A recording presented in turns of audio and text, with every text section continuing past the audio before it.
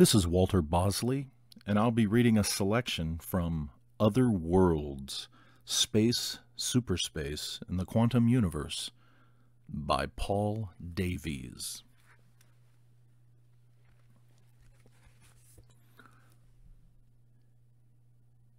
It would be exciting to identify the particular brain processes which are responsible for the feeling of temporal flux. It seems likely that they are closely associated with the memory process, which is also strongly asymmetric in time. We remember the past, not the future, so time is endowed with a sort of mental lopsidedness, and if we had no memory, consciousness would disappear along with the flow of time. I am not referring here to the condition of amnesia, which only affects long-term memory, but a state in which nothing at all, however recent, is remembered. In that condition, one should be quite unable to make any sense of one's surroundings, for sensory information would be reduced to a collection of meaningless and incoherent momentary impressions, and planned action would become impossible, for one should be unable to recall from one moment to the next what one was doing, or what the world was all about. Memory, at least on the short term, is an indispensable part of the perceptive process, as perception consists in organizing sensory impressions around previous knowledge and experience so that events can be related to one another and our own existence related to the world about us. It might be objected that explaining the flow of time in terms of memory only replaces one mystery by another, for we have to account for the fact that only the past is remembered, and not the future. What is the origin of this past-future asymmetry? Fortunately, we are on firmer ground here, because past-future relations are tenseless, and can therefore be examined within the framework of the known laws of physics. All around us are processes that display a strong past-future asymmetry. One of these has already been mentioned, i.e. the inexorable disintegration of order. The second law of thermodynamics states that the total chaos of the universe keeps on going up, so that the accumulation of order in one place must be paid for by a more than compensatory amount of disorder elsewhere. Thus, the accumulation of information in our memories is achieved at the expense of a great deal of bodily metabolism, the operation of sensory organs, the transfer and processing of the incoming data, the location of the appropriate brain storage facilities, and finally, the electrochemical rearrangement of the brain cells to register the newly acquired facts. All these operations must be driven by the body by utilizing energy released from food, which is an irreversible dissipation of organized energy into bodily heat, in conformity with the general principle mentioned on page 158 of this book. In conclusion, memory is not an especially mysterious phenomenon and is possessed by systems other than humans, as in spiders and computers. Libraries and other inanimate records of the past, such as fossils, are all examples of memory in a general sense. All comply with the fundamentally time-asymmetric second law of thermodynamics, so all endow the world with a past-future lopsidedness that in our minds seems to get promoted to the more elaborate structure of a time which flows, as it's put, from past to future. There are, of course, many other apparently irreversible phenomena around us that contribute to the world's lopsidedness or asymmetry in time. To take a few random examples, people grow old, buildings fall down, mountains erode, stars burn out, the universe expands, eggs break, ripples of water spread outwards from centers of disturbance, radio waves arrive after they are sent, perfume evaporates from open bottles, clocks run down. In all cases, we never encounter the reverse sequence of events, such as clocks winding themselves up, or radio messages arriving before they are sent. It is important to stress that these phenomena do not define the past or the future, which I have argued do not have meaning, but they do indicate which events are before or after other events. So, for example, if we take a movie film of an egg falling to the ground and breaking, we have no doubt which end of the film represents the prior event, for in the real world, eggs do not spontaneously reconstitute themselves. Egg smashing is irreversible. A careful study reveals that most of the irreversible processes around us can be described by the general law of increasing disorder, i.e., the so-called second law of thermodynamics that has been mentioned several times. In some cases, such as eggs breaking, perfume evaporating, mountains eroding, or houses falling down, the increase in disorder is obvious. In other cases, it is more subtle. A clock which runs down contributes to the general disorderliness of the world because its organized activity, the coordinated turning of the cogs in the hands, disintegrates into disorganized activity. As the energy stored in the driving mechanism gradually dissipates as heat in the clockwork material. The energy originally stored in the spring ends up among random atomic jiggles rather than in the cooperative motion of the cogs. It has long been a mystery as to why our world is asymmetric in time. Why does order always give way to disorder? To understand this very general tendency, it is helpful to return to the example of shuffling a pack of cards. If the cards are initially in suit order, and the shuffling is random, they will, with overwhelming probability, end up after shuffling in a highly disordered state. The odds against the shuffler just happening to reconstitute the suit order at the end are not zero, but incredibly small. In many natural processes, a kind of shuffling process takes place as a result of internal molecular collisions, as explained in the previous chapter. A good analogy to the pack of cards is provided by the example of the open bottle of perfume. At the outset, the perfume, like the cards, is in a very ordered condition, i.e. confined to the bottle.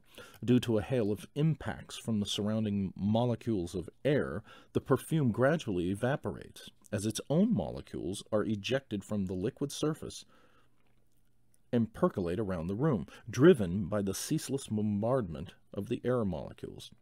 Eventually, the shuffling is complete, and the perfume is spread irretrievably throughout the air, its molecules chaotically mixed among those of the air. The effect of the shuffling has therefore been to convert the original ordered condition of the perfume into a highly disordered state, apparently irreversibly.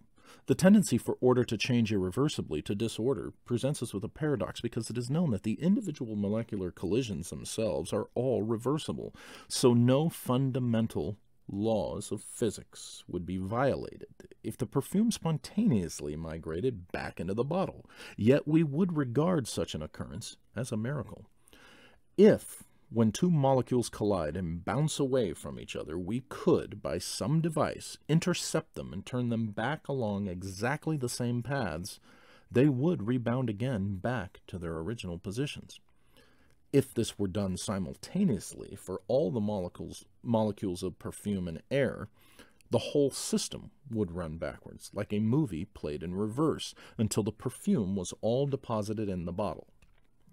The possibility of this miraculous turn of events is also evident from the card shuffling exercise, for if we continue to shuffle without ceasing, sooner or later we would succeed in shuffling the pack back to suit order. The time required would be immense, but purely on the basis of the laws of probability, random shuffling must eventually produce every conceivable sequence of cards, including suit order. Similarly, molecular collisions will eventually produce an ordered state once more, with the perfume in the bottle, provided, of course, that the room is sealed off to prevent the perfume from permanently escaping. The paradox is, why, if both forward and reverse order-disorder transitions are equally possible, do we always encounter perfume evaporating into rooms, mountains eroding, ice melting when heated, stars burning out, sandcastles washed away by the tide, etc., etc.? To resolve the paradox, we must ask in each case how the ordered state was achieved in the first place, ergo, how did the perfume get into the bottle originally? Not, we may suppose, by someone opening a bottle in a perfume-filled room and waiting an immensity of time for it to congregate in the receptacle by chance. That would be a strategy as inefficient as the fisherman who opens a basket by the river and waits for the fish to jump in. In the real world, ordered states are selected out of our environment at the outset. They do not form at random. The world about us abounds with orderly structure, most of it due, in the case of the Earth, to the proximity of the Sun, which drives much of the organized activity on the terrestrial surface. The Sun, and the stars in general, are the supreme examples of organized matter and energy in the universe. As time goes on, the ordered energy, locked up in their interiors, gets dissipated away as the stars burn up their fuel and spread the energy round the cosmos as heat and light. The stars burn out, and the universe, like a gigantic clock, slowly runs down. Even on a cosmic scale, order is remorselessly decaying into disorder in a billion variety of ways. The asymmetry between past and future, rooted as it is in the one-way tendency for order to disintegrate into chaos, is seen to have a cosmological origin. To explain where the ultimate cosmic order came from, and hence account for this distinction between past and future, it is necessary to consider the creation of the universe, the so-called Big Bang. The cosmic structure which emerged from the primeval furnace was highly ordered, and all the subsequent action of the universe has been to spend this order and dissipate it away. Plenty remains, but it cannot last forever. The orderliness which drives the sun and stars, so vital for life in the universe, can be traced to the nuclear processes which ensured that the nascent cosmos was made mainly of the light elements such as hydrogen and helium, a feature caused by the rapidity of the primeval expansion, which did not give the cosmic material long enough to cook heavier elements in the early stages. It also depends upon the relative smoothness of the cosmic material, so that prolific black hole formation immediately after the Big Bang should be avoided. So once again, we discover how delicately life in the universe and our existence as observers depends on the right cosmic arrangement, namely one that gives a sharp distinction between past and future based on primeval orderliness, an orderliness that reaches a pinnacle of complexity in living matter. The intimate connection between our own existence, the asymmetry in time of the world about us, and the initial cosmic order must be viewed in the context of superspace. We have seen that the orderly cosmos is one of only a very small fraction of worlds out of all those that are possible. Among the other universes are those in which disorder reigns throughout, and also those which start out in a disorderly state and then progress towards order. In such worlds, time runs backwards, relative to our own world.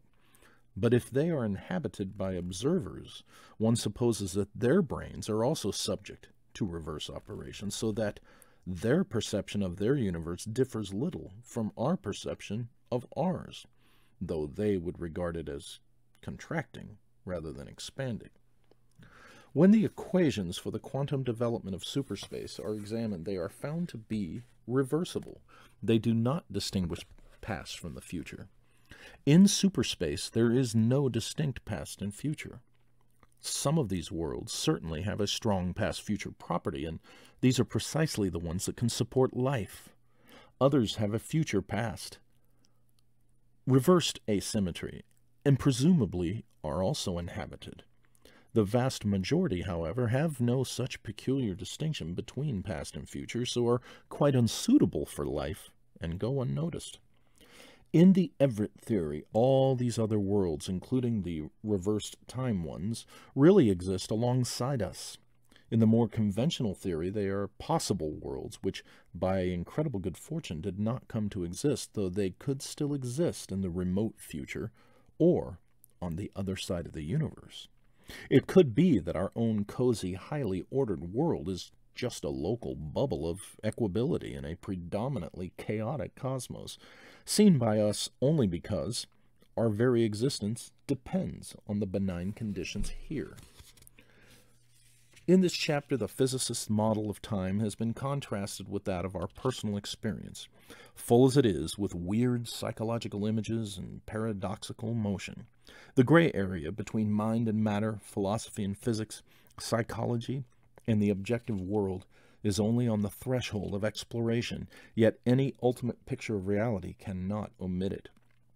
It could be that the images of time so dear to us, the existence of a present moment, the passage of time, free will, and the non-existence of the future, the use of tenses in our language, will come to be regarded as only primitive superstitions that spring from an inadequate understanding of the physical world.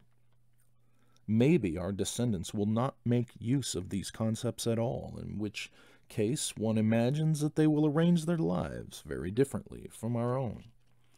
It is conceivable that advanced communities elsewhere in the universe have long since abandoned the notions that time passes or that things change, that there is a single present moving towards an uncertain future. We can only guess at the impact this abandonment would have on their behavior and thought, for without expectation, remorse, fear, anticipation, relief, impatience, and all the other temporally related emotions that we experience, their conception of the world might be incomprehensible to us.